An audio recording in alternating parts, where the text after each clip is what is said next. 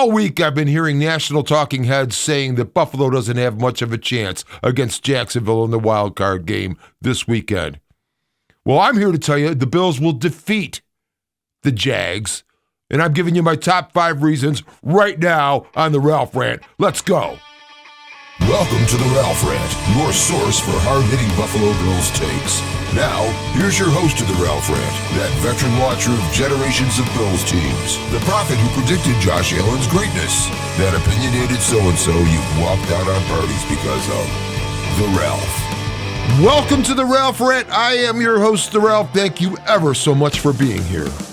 Well, the playoff tournament is upon us, and wild card weekend approaches. We've known since about 4 p.m. on Sunday that the Bills would likely travel to the Jacksonville Jaguars for their wild card playoff game, and indeed that is the case. The game will be played Sunday, January 11th at Everbank Field in Jacksonville at 1 p.m.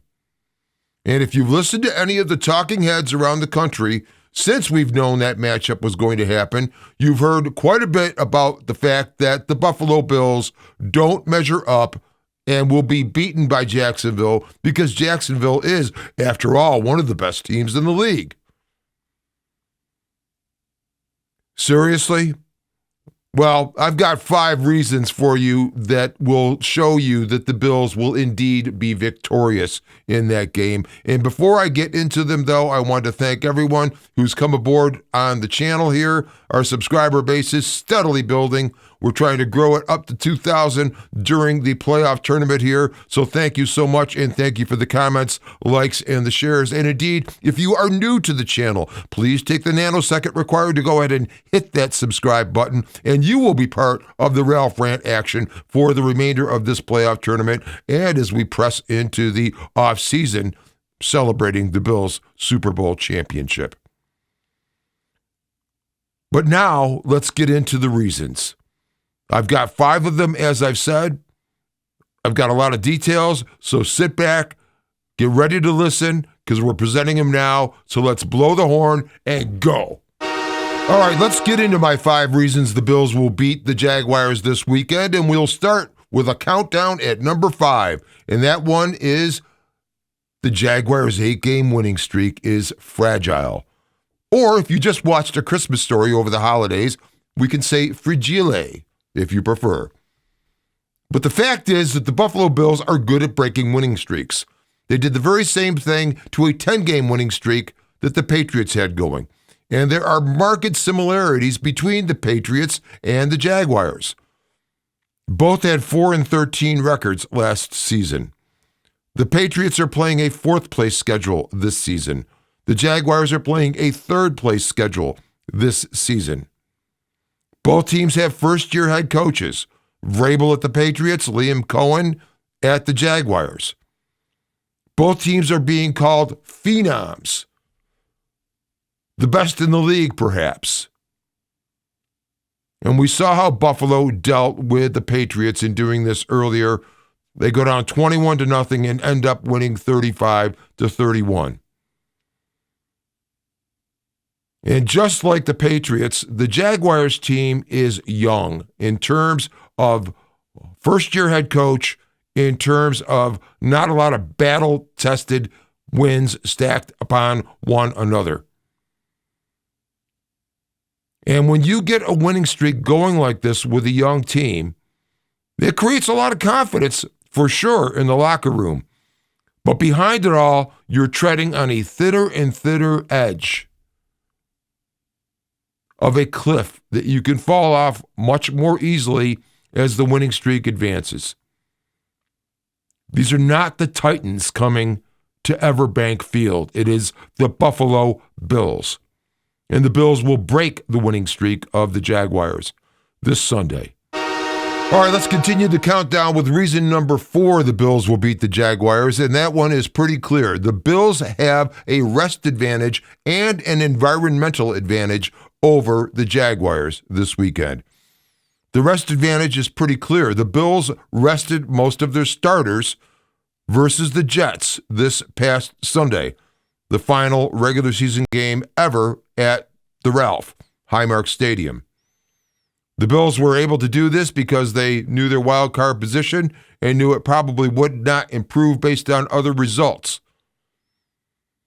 Now, it was different for the Jaguars. The Jaguars were playing the Titans and needed to win the game in order to secure the AFC South division title. But the Houston Texans were also in play for the division title should the Texans have won and the Jaguars had lost. And it was a good bet the Texans would win because they were hosting the Colts, and the Colts were starting quarterback Riley Leonard, who was seeing his first ever NFL action. So it was a good bet that you would hope that the Texans could handle the Colts. It was actually much closer than I think the Colts desired, but nonetheless, the Colts lost. Houston prevailed, which forced the Jaguars to win their game against the Titans. So there's a rest advantage for the Bills, but there is also an environmental advantage. And what do I mean by that? Well, the Bills have played 6 straight games in the cold, all outdoors, all in the Northeast, all in some manner of precipitation, and all cold for sure, many of them below 30 degrees. Now, you can call the Bills the hardened winter warriors. Josh Allen has been called the winter soldier.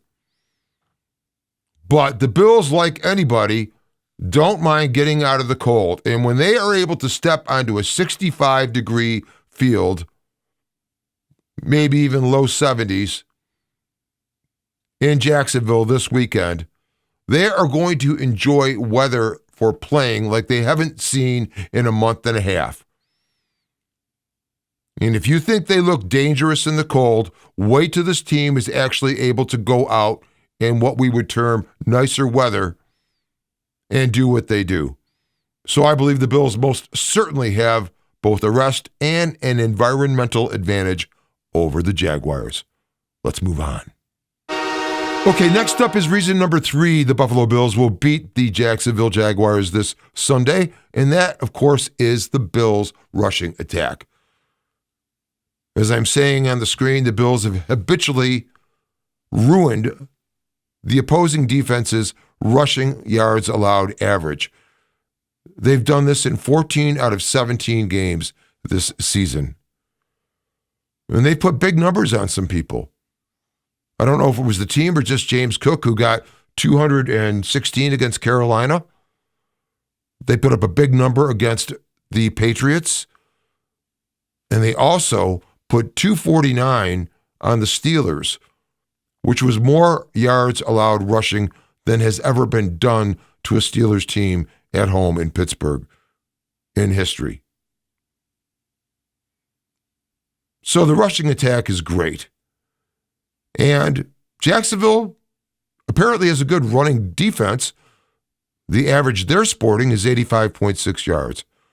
I'm saying the Bills are going to smash through that and then have time of possession advantages in this game, just like they led the league in time of possession. But I look forward to a huge rushing attack from the Bills. Let's move on to our next reason. All right, continuing the countdown here to number 2. The number 2 reason the Buffalo Bills will beat the Jacksonville Jaguars this weekend in the wild card matchup. And that is another comparative statement, which is that the Jacksonville Jaguars have faced and feasted on weaker competition than the Bills. And I am looking specifically at the final 6 games of the regular season when teams are readying themselves or getting ready to peak to play their best football heading into the postseason. And we could compare the teams in a few different ways. Let's start with the quarterbacks that each team has faced. The Bills have faced Aaron Rodgers, Joe Burrow, Drake May, Jalen Hurts in 4 of their 6 games. The other 2, Shedeur Sanders with the Browns, who's actually looked decent, just beat the Steelers last week, you know. And then, of course, Brady Cook from the lowly Jets. Now, on the other hand, the Jaguars have faced Cam Ward twice. Well, 1 and change because Cam Ward got hurt scoring a touchdown against the Jaguars last Sunday and was replaced by somebody named Brady Allen for the remainder of the game. So the Jags have faced Cam Ward, Brady Allen, Brady Cook of the Jets, Old Man Rivers, Phillip Rivers. They also faced Daniel Jones in their other game with the Colts in that 6-game span, but Daniel Jones snapped his Achilles tendon during that contest and was replaced.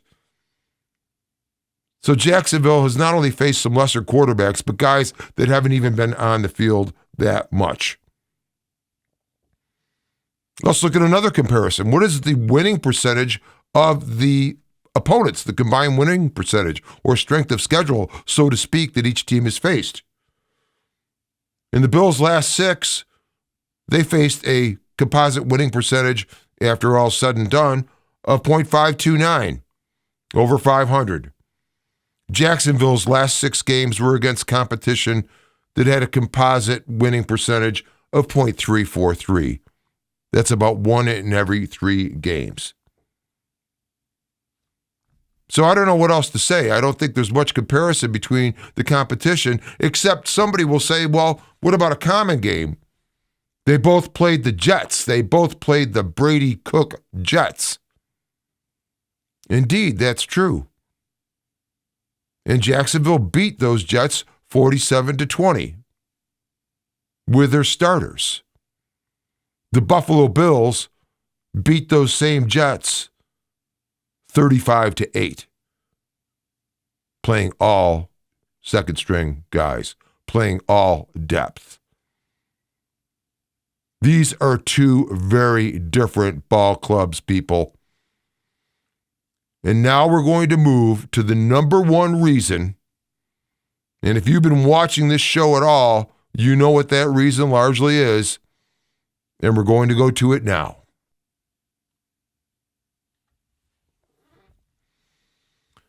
Okay, here we go, and this is the number 1 reason the Buffalo Bills will defeat the Jacksonville Jaguars in the AFC wildcard this Sunday at Everbank Field.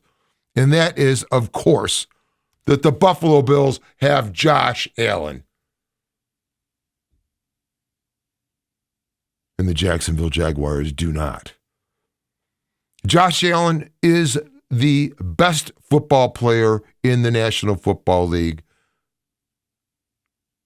Josh Allen is at his best in the playoffs. Now, he has not won on the road, I'll give you that, but the law of averages has to catch up with everything at some time. It did, after all, with the Kansas City Chiefs.